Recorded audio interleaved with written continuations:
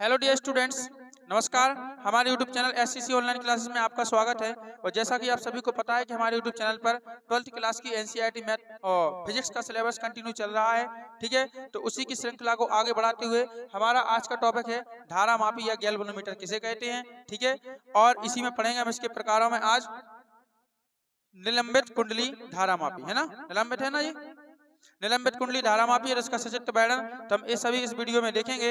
और इससे पहले बेटा हम एक वीडियो मतलब एक लेक्चर कंप्लीट कर चुके हैं कि किसी धारावाही लूप, है ना, एक समान चुंबकीय क्षेत्र में रखे किसी धारावाही लूप पर लगने वाले बल युग्म आघूर्ण का व्यंजक, वो हम कंप्लीट कर चुके हैं। उसी से ये बना है टॉपिक, है ना, वो आता है तो आपको वो जरूर पढ़ लेना, तभी ये टॉपिक आपको समझ में आएगा, वरना समझ में आने का नहीं। तो प्लीज उस वीडियो को आप जरूर देख लें। उसकी लिंक या तो आपको इस वीडियो के डिस्क्रिप्शन में मिल जाएगी या फिर हमारी यूट्यूब चैनल की प्लेलिस्ट एनसीईआरटी फिजिक्स क्लास 12 और 2023-24, ठीक है, उसमें भी आपको क्रम से वीडियो मिल जाएंगे, तो वहां भी आप देख सकते हैं। तो देखिए, हम सबसे पहले पढ़ेंगे बेटा धारा मापी किसे कहते हैं। क्या पढ़ेंगे हम? धारा मापी। हमारा कॉन्सेप्ट यहां से स्टार्ट होता है। सबसे पहले देखेंगे हम धारा मापी। अब देखो, नाम से स्पष्ट है कि धारा और प्लस मापी। धारा प्लस मापी यानी विद्युत धारा, और मापी का मतलब मापना। विद्युत धारा को मापना ही क्या कहलाता है? धारा मापी कहलाता है। मतलब एक ऐसा उपकरण कि जिसमें एक ऐसा उपकरण जिसकी सहायता से आप किसी भी पदार्थ में या किसी वस्तु में आप धारा की उपस्थिति का पता लगा सकते हो। जैसे आपने व्यवहार के तौर पर आपने देखा होगा कि जो मिस्त्रियों की दुकान होती है ना, जहाँ पे मैकेनिक्स काम करते हैं इलेक्ट्रिकल सामान की, तो उस दुकान में आपने देखा होगा हम कोई भी टीवी उपकरण या कुछ भी चेक कराने जाते हैं तो उनके पास एक घड़ी जैसा इतना बड़ा उपकरण रखा रहता है, घड़ी जैसा। उसमें एक डोरी लगी रहती है, उसमें डोरी में क्या होता है, पिन होते हैं, तो उन पिनों को भी उसमें छुपाते हैं तो सुई क्या होती है, उस घड़ी में विक्षेपित होती है। तो वही बेटा गैल्वेनोमीटर या वही आपका धारा मापी है। आप देख सकते हैं किसी भी इलेक्ट्रिकल दुकान पर जाना, ठीक है ना, जहाँ, ठीक है, हाँ, तो आप किसी भी तो मैकेनिक्स जो होते हैं उनके हाथों में देखना, आप जब भी चेक करते हैं ना आपका उपकरण के उसमें धारा प्रवाहित हो रही है, धारा इसमें आती है कि नहीं, तो वो घड़ी जैसा एक कांटा सा लहर लिए रहते हैं, घड़ी जैसा, उसमें डिस्प्ले भी होती है और उसमें क्या होती है, सुई होती है। और जैसी वो उस उपकरण से छुपाते हैं उन पिनों को, तो वो ऐसी सुई विक्षेपित होती है ना, यानी पता चलता है कि इसमें कितनी धारा आ रही। तो मतलब किसी भी कुंडली में या किसी भी उपकरण में क्या होता है, धारा का पता लगाना, धारा की उपस्थिति का, कितनी धारा बह रही है, ठीक है ना, और उसकी प्रबलता कि मतलब कितनी तेज बह रही, कितनी क्या हो रही, धीमी बह रही। तो इन सब का पता लगाने के लिए हम जिस उपकरण का प्रयोग करते हैं उसे हम क्या कहते हैं, धारा मापी। समझ में आई धारा मापी? धारा मापी का अर्थ होता है धारा का मापना, ठीक है ना।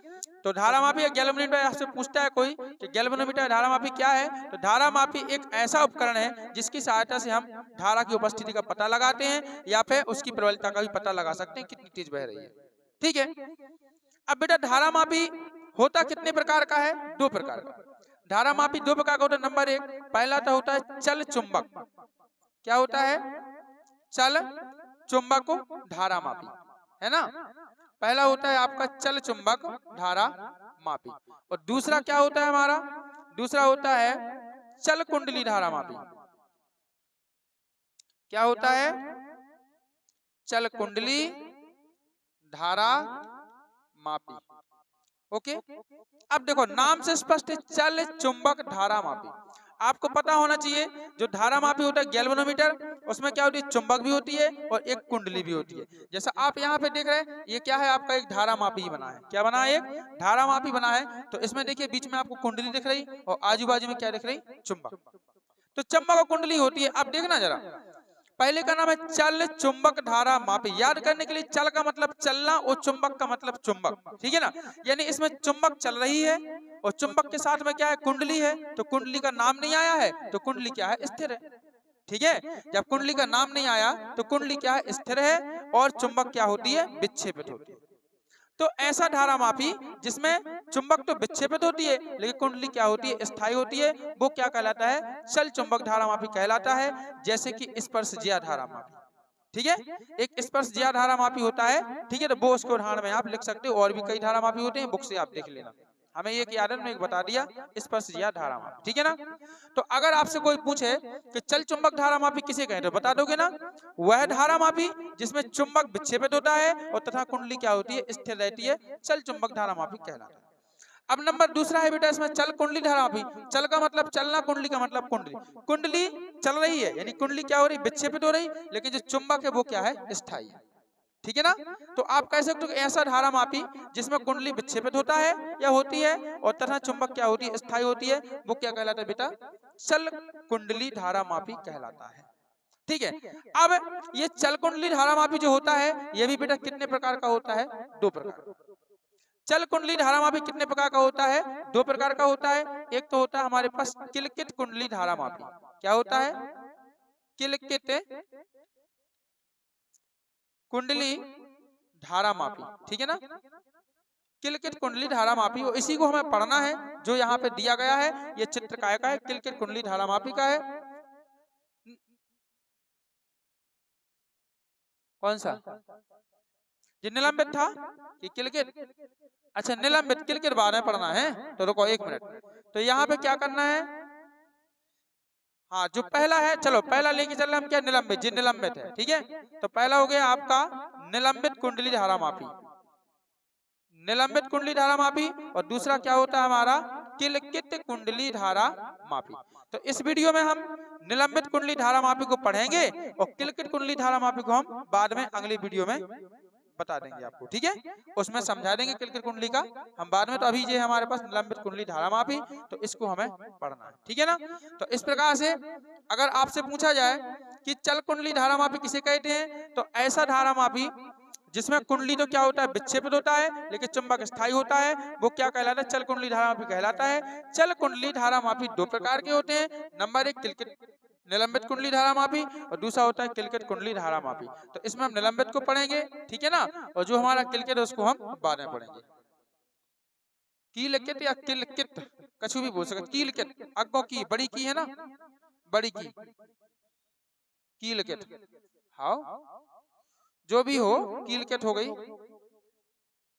मात्राएं हैं, ठीक है। तो बेटा हम पढ़ेंगे इसमें क्या, निलंबित कुंडली धारा मापी।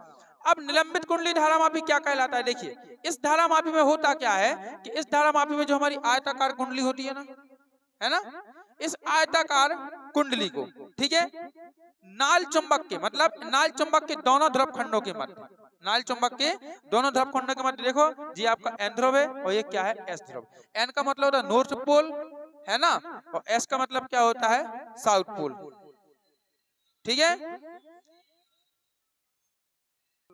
तो देखिए इसमें क्या होता है बेटा, यहाँ एक आयताकार कुंडली होती है और जिसको नाल चुंबक के दोनों ध्रुव खंडों के मध्य, एन का मतलब होता है नॉर्थ पोल यानी उत्तरी ध्रुव और एस का मतलब साउथ पोल यानी दक्षिण ध्रुव, ठीक है ना। तो इनके बीच में और किसकी सहायता से, देखो इधर फास्फर ब्रांच की पत्ती, जिसे क्या बोलते हैं, निलंबित पत्ती, क्या बोलते हैं, निलंबित पत्ती, ये बनी होती है फास्फर ब्रांच की। तो फास्फर ब्रांच की निलंबित पतली पत्ती की सहायता से स्वतंत्र पूर्वक क्या होता है, इसको लटकाया जाता है, ठीक है ना। स्वतंत्र पूर्वक क्या होता है, इसमें लटकाया जाता है। तो ये आप किसकी परिभाषा इतनी लिख सकते हो, ठीक है ना। और आगे लिखी क्या,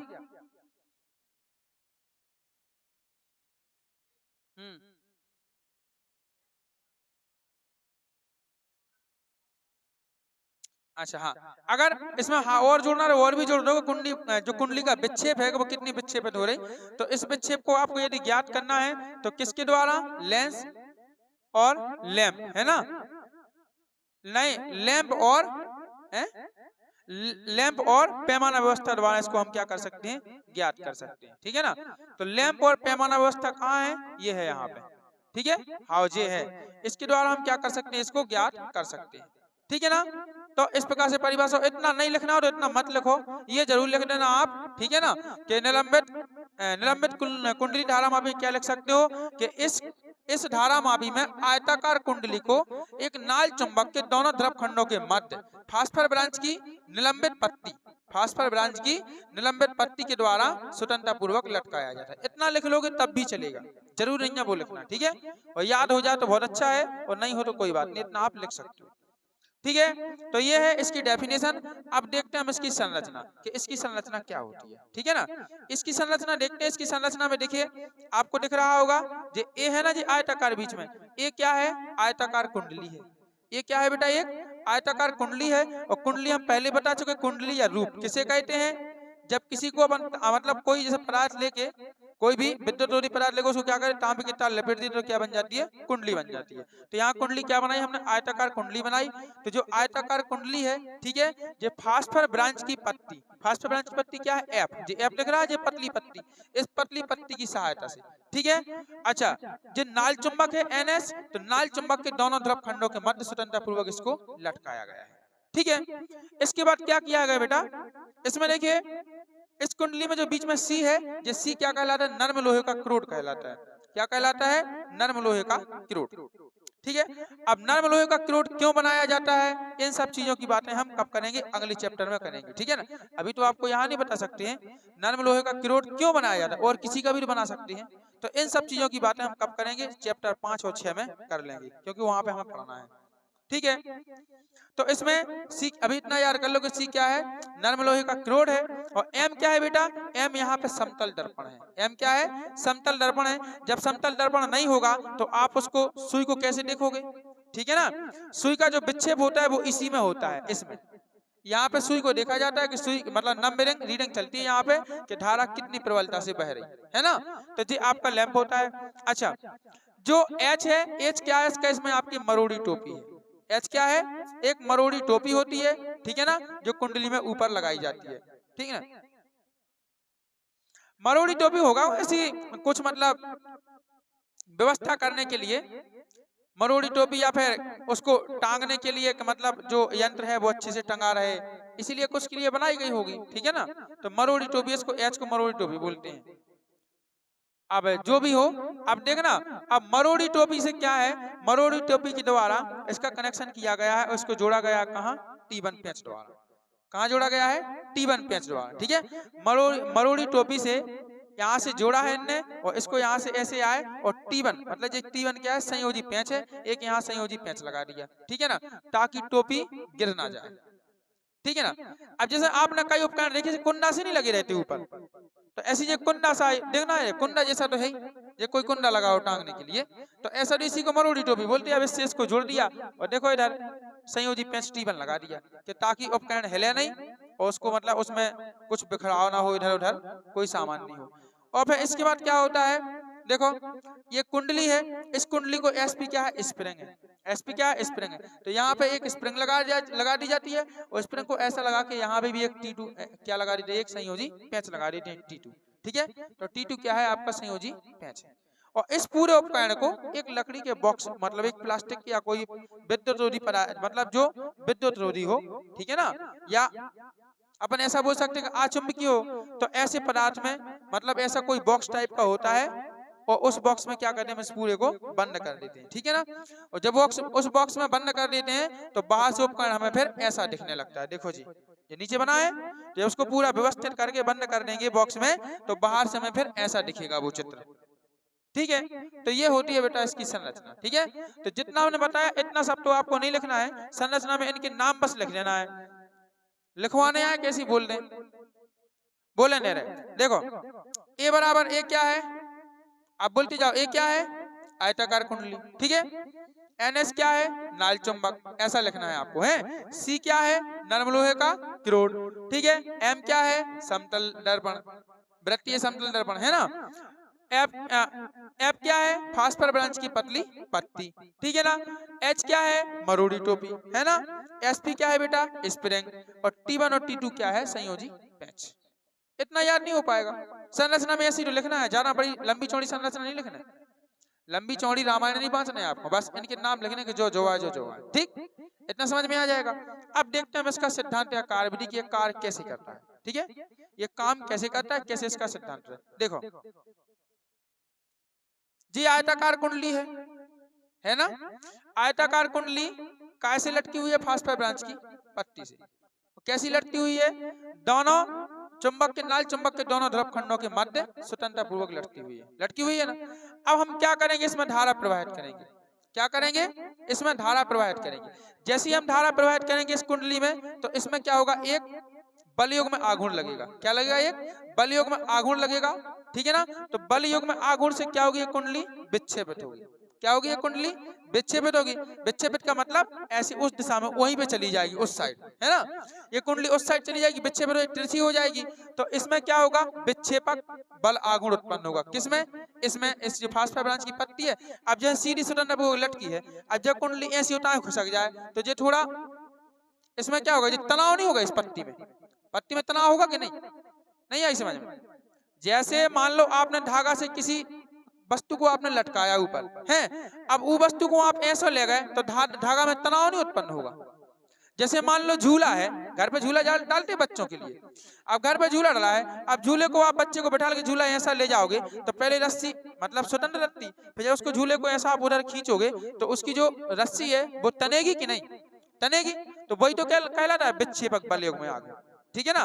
तो इसमें क्या लगेगा, विक्षेपक बल युग्म में आघूर्ण लगेगा, काय में, फास्फोरस ब्रांच की पत्ती, ठीक है, जिससे कुंडली क्या होगी, विक्षेपित होगी। अब जब इसमें विक्षेपक बल युग्म में आघूर्ण लगेगा, तो एक ऐंठन बल युग्म में आघूर्ण, एक ऐंठन बल लगेगा किसमें, स्प्रिंग में, क्योंकि ये स्प्रिंग से जुड़ी हुई है, ठीक है। तो इस स्प्रिंग में क्या होगा, ऐंठन उत्पन्न होगी। ऐंठन जानते, मतलब ऐंठ जाएगी ऐसे ऐसे, ऐंठन उत्पन्न होगी, तो ये कहलाएगा आपका ऐंठन बल युग्म का आघूर्ण, ठीक है। नहीं आई समझ में, ऐंठन नहीं आई समझ में। मैं कि मैं घूमना है ऐंठना, जैसे कोई आप देखना, जैसे मान लो, हाँ नहीं आए हो, हाँ ठीक है। जैसे अपन आदमी रस्सा बना, तो रस्सा बनावे के लिए क्या करे, रस्सी बनाने के लिए क्या करेगा, प्लास्टिक की बोरी रहती ना, जिनमें अपन गेहूं भरते, उस बोरियों को उखेड़ के उसके प्लास्टिक निकाल लेते। प्लास्टिक निकाल के पहले जमाने में ढेरा, तो ढेरा लकड़ी को, अब भी हो जाने हो हमने नहीं देखा है, लेकिन पहले आता ना ढेरा, उससे अपन क्या करते, उसको ऐसा ऐसा घुमा देते, तो उससे पतली पतली रस्सी बनाओ, प्लास्टिक की पतली पतली रस्सी, देखो इतनी पतली पतली, इतनी पतली पतली रस्सी बना के 5-6 ठैया 8-10 ठैया रस्सी बना के उन सबको जोड़ के एक खम्मा से बांध लेते, उन सबको जोड़ के उसका एक किनारा खंबे से बांध लेते और एक किनारा लोग पकड़ लेते, और पकड़ के ऐसा ऐसा उसको क्या कर देते, अपने ऐसे ऐठते ऐठते सुबह से घुमत जाते, घूम घूम के एक इतना मोटा रस्सा बन जाता, इतना मोटा, हमने खुद देखा है बनाते हुए, ठीक है। तो वो कहलाता ऐठन, मतलब किसी चीज का ऐठना, अकड़ना, ऐठन कहलाता है। क्लियर है। तो ऐसी, अब ये क्या है, ये लोहे की स्प्रिंग है, ठीक है ना। अब स्प्रिंग है, अब जब यहाँ पे जब कुंडली उस साइड विक्षेपित हो रही, तो इसमें तनाव होगा पत्ती में, और पत्ती में तनाव होगा, और देखो इतना का लगो पेच, यहाँ पे क्या लगा है, पेच। अब ये पेच तो उखड़ेगा नहीं, जैसे कुंडली होता है जाए तो पेच उखड़ेगा नहीं, उखड़ेगा। लेकिन जो स्प्रिंग है वो ऐसी थोड़ी फैल के और ऐंठेगी अपने आप में, फैल के कब्जे अपने आप में ऐंठ है, जिससे देखो यहाँ ये ऐसी है, यहाँ से मुड़ी हुई है, ठीक है ना। तो ये क्या होगी, सीधी होके वो अपने आप ऐंठ जाएगी जब विक्षेपित होगी। तो आपको यहाँ पे स्प्रिंग मोटी देख रही है, लेकिन स्प्रिंग क्या होती है, थोड़ी पतली होती है कि जी में ऐंठ जाए। तो यहाँ पे क्या लगेगा, फिर ऐंठन बल युग्म का आघूर्ण लगेगा। तो ऊपर कौन सा हो गया बेटा, विक्षेपक बल युग्म में आघूर्ण, और नीचे क्या लग रहा है, ऐंठन बल युग्म में आघूर्ण। लेकिन जी लगेगा कैसा, जी लगेगा विपरीत दिशा में। कैसा लगेगा, विपरीत दिशा में। अगर उसमें बल ऊपर की तरफ लग रहा है, तो इसमें बल कहाँ लगेगा, नीचे की तरफ। बल लगाई, क्योंकि यहाँ देखो, यहाँ पेच से कसा हुआ है, ठीक है। तो तनेगी स्प्रिंग, तो कहाँ तनेगी, यहीं पे तनेगी, यहाँ नीचे लगेगा बल, और वो उसमें कहाँ लगेगा, ऊपर, क्योंकि उसको हम ऐसा ले जा रहे हैं, ठीक है ना। और जबकि यहाँ पे मरुड़ टोपी कहाँ लगी है, यहाँ, ठीक है ना। तो फास्फोरस ब्रांच की जो पत्ती है ब्रांच की, वो यहाँ से जुड़ी हुई है, को कुंडली को हम ऐसा ले जा रहे हैं, तो वो तनेगी, तनेगी कि नहीं। तो जो मतलब जो दोनों बल युग्म में आघूर्ण होते हैं, एक दूसरे क्या लगे रहते हैं, विपरीत लगते हैं, ठीक है ना। अब फिर जैसे ही क्या होता है कि जैसे ही जो बल युग्म में आघूर्ण दुंजन के बराबर हो जाए, यानी ऐंठन बल युग्म में है आघूर्ण है, वो विक्षेपक बल युग्म में आघूर्ण के बराबर हो जाए, तो वो कौन सी अवस्था कहलाती है, संतुलित अवस्था। कौन सी कहलाती है, संतुलित अवस्था कहलाती है। और संतुलित अवस्था में ज्यों का त्यों कुंडली क्या हो जाती है, अपनी स्वतंत्र अवस्था में आ जाती है, ठीक है। कुंडली अपनी ज्यों का त्यों आ जाती है। इस प्रकार से इसकी कार्यविधि होती है, इस प्रकार से जो किलकित वो निलंबन कुंडली धारा मापी इस प्रकार से कार्य करता है। तो बताइए क्या हमारी बात समझ में आई आपको, है बेटा। क्रिया विधि में कुछ नहीं है, बिल्कुल सेम है, ठीक है ना। आपको ऐसे लिखना है कि कोई अरे यार,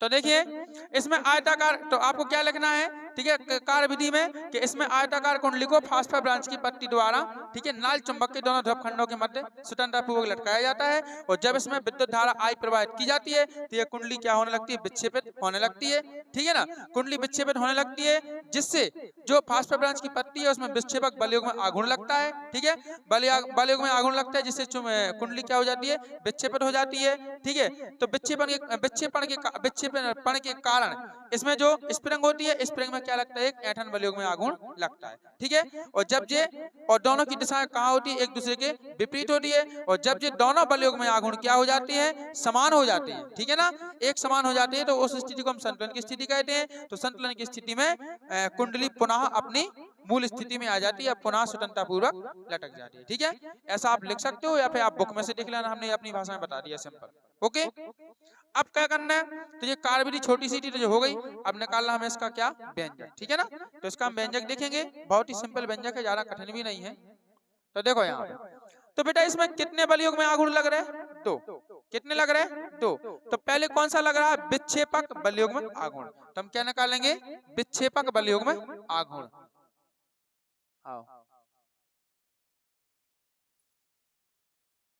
विक्षेपक बल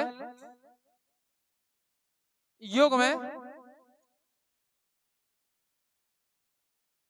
आघूर्ण, है ना, विक्षेपक बल युग में आघूर्ण बराबर। और कल ही हमने पढ़ाया था पिछले लेक्चर में कि कोई धारावाही लूप है और अगर वो एक समान चुंबकीय क्षेत्र में रखा है, ठीक है ना, तो उस पर लगने वाला बलयुग में आघूर्ण क्या होता है, टाउ बराबर, आपने पढ़ा था NIBA sin थीटा, पढ़ा था NIBA sin थीटा, कल पढ़ाया था कि नहीं।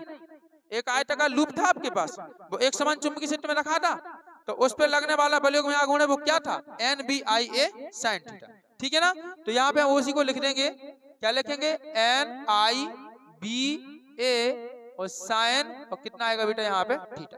अब आपको पता है कि हमेशा चुंबकीय क्षेत्र में जो थीटा का मान होता है वो कितना होता है, 90 डिग्री। तो यहाँ पे लेंगे हम 90 डिग्री थीटा का मान, तो कितना हो जाएगा, NI, ठीक है, BA और साइन कितना होगा बेटा यहाँ पे 90 डिग्री, और साइन 90 डिग्री का मान कितना होता है, 1 होता है, तो NIBA इतनी बचेगा। अब जहां में आप लिख सकते हो कि n क्या है, कुंडली में कुल फेरों की संख्या, आप जहां लिख सकते हो। I क्या है बेटा, प्रवाहित होने वाली धारा, B क्या है, चुंबकीय क्षेत्र, और A क्या है उसका कुंडली का क्षेत्रफल। A क्या है, कुंडली का क्षेत्रफल, एरिया, है ना। इतनी बात समझ में आ जाए तो जी आप जहां पे लिख सकते हो। ठीक है, अब क्या करना है, क्या लिखा आगे, हाँ, यदि कुंडली का विक्षेप क्या हो बेटा, फाई हो, तो यदि कुंडली का विक्षेप फाई हो तो उस पर लगने वाला क्या, ऐंठन बलयुग्म का आघूर्ण। तो ऐंठन बलयुग्म का आघूर्ण क्या होता है, हम यहाँ पे लिखेंगे ऐंठन बलयुग्म का आघूर्ण। हम पूरी भाषा नहीं लिख रहे, वो आपको लिख देना है कि यदि कुंडली का विक्षेप क्या हो, फाई हो, तो ऐंठन बल युग्म आघूर्ण ठीक है, बराबर, तो क्या होगा, बराबर होगा आपका K into phi, K into phi. ठीक है, फाई क्या है, कुंडली का विक्षेपक। जैसे हमें ये बताओ कि कुंडली अभी सीधी है कि नहीं, अब जब कुंडली विक्षेपित होगी, तिरछी होगी, तो एक कोण बनाएगी कि नहीं, क्या बनाएगी, कोण बनाएगी। उस कोण को क्या बोल रहे हैं, हम फाई बोल रहे हैं। जैसे आपने देखा था उसमें हमने आयताकार लूप लिया था, और जब वो लूप पहले सीधा रखा था, फिर इसको जब हमने उसको घुमाया था, चुंबकीय क्षेत्र विक्षेपित हुआ था, तो कैसा आ गया था लूप, ऐसा आ गया था। तो इसने क्या किया था, चुंबकीय क्षेत्र के साथ एक कोण बनाया था, यहाँ पे भी कोण बनाया था। ठीक है ना, तो इसी प्रकार कुंडली जब विक्षेपित होगी तो इस तरह से आपको दिखेगी, तो यहाँ पे क्या बनेगा, एक कोण बनेगा। तो वही कोण बेटा उसमें हमने क्या लिया था, थीटा, यहाँ पे क्या ले लिया हमने, फाई। ठीक है, तो विक्षेपक को क्या ले लिया हमने, फाई कोण ले लिया, तो फाई। अच्छा, के क्या है, के है प्रति एकांक ऐंठन का बलयुग्म आघूर्ण। के क्या है आपका, प्रति एकांक ऐंठन का बलयुग्म आघूर्ण। जैसे पूरी स्प्रिंग है, अब पूरी स्प्रिंग ऐंठ गई ना, अब उस स्प्रिंग में अगर हम एकांक लंबाई में ऐंठन का बलयुग्म आघूर्ण निकालें तो क्या हुआ, के ही तो हुआ। ठीक है ना, इसको आप यहाँ चाहो तो आप माइनस भी लगा सकते हो, क्योंकि दोनों बल क्या है, एक दूसरे के विपरीत है, तो माइनस लगाना लगा लो, नहीं लगाना तो कोई जरूरत नहीं है। ठीक है, इतना हो गया। अब क्या करेंगे हम, संतुलन की स्थिति में, फिर क्या बोला था हमने कि दोनों बल बराबर हो जाते हैं, तो वो क्या कहलाती है, संतुलन की स्थिति। तो हम लिखेंगे संतुलन की स्थिति में संतुलन की स्थिति में दोनों बलों में गुण कैसे हो जाएंगे? आपके बराबर हो जाएंगे। तो ये क्या आएगा आपका एन आई बी ए बराबर कितना हो जाएगा? के इंटू 5, इतनी होगा। अब आपको क्या करना है यहाँ पे, जो ऐसे आई की वैल्यू निकालना है। किसकी निकालना है? आई की वैल्यू। तो आई क्योंकि विद्युत धारा निकालेंगे तो आई को आप यहीं छोड़ो, आई बराबर किसका पक्षांतर होगा? एन का, बी का और ए का, ठीक है। और जे किसके बटे में करना है? के बटे में। तो के बटे कितना हो जाएगा? एन बी ए, और फाई को एंड में लिखना है आपको।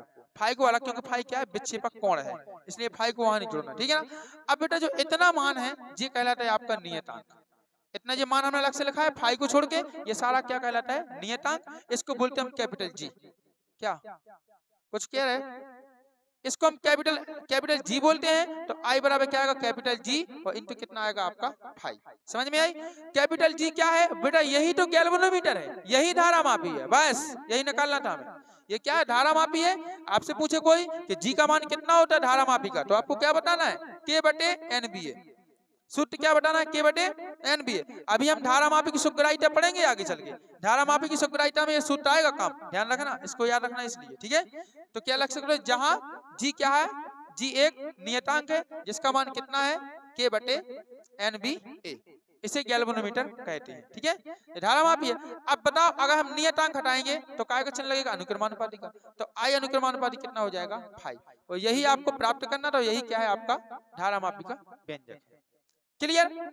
तो इस प्रकार से बेटा ये है हमारा निलंबित कुंडली धारा मापी। और कुछ रह गया इसमें? और कुछ है? ठीक है, तो ये है। तो हमें ऐसी उम्मीद है कि आपको अच्छे समझ में आया होगा, ठीक है ना। हमने अपनी पूरी कोशिश की, इसके बाद भी आपको समझ में नहीं आई दोबारा भी आप हमसे कमेंट करके पूछ सकते हैं, हम और समझाने की कोशिश करेंगे। फिर देखो पढ़ना तो आपको पड़ेगा, ठीक है, क्योंकि हमारा काम क्या है? तो पढ़ा देंगे। अब हम आपको जादू तो कर नहीं सकते, आप पे मंत्र तो कोई डाल नहीं सकती, ठीक है ना। पढ़ना तो आपको पड़ेगा, मेहनत करना पड़ेगा।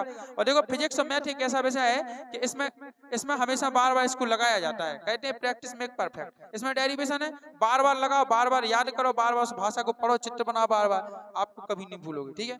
आप सोचोगे हम आज पढ़ लें, 1 महीने तक नहीं छुए तो फिर कहीं कुछ होने वाला नहीं है, ठीक। तो इस प्रकार से पढ़ें। ये हमारा आज का जो लेक्चर था ये कंप्लीट हुआ। अगले लेक्चर में पढ़ेंगे हम क्या? कीलकित कुंडली धारा मापी का सचित्र वर्णन पढ़ेंगे, ठीक है। यदि आपको वीडियो पसंद आए तो वीडियो को लाइक करें, शेयर करें और कमेंट करना ना भूलें। हाँ, हमारे चैनल को सब्सक्राइब करें और बेल आइकन प्रेस करके ऑल पर क्लिक करें ताकि आगे आने वाली सभी वीडियो की नोटिफिकेशन आप तक पहुंचते रहें। तो मिलते हैं नए वीडियो में नए टॉपिक के साथ, तब तक के लिए बाय बच्चों, जय हिंद, वंदे मातरम।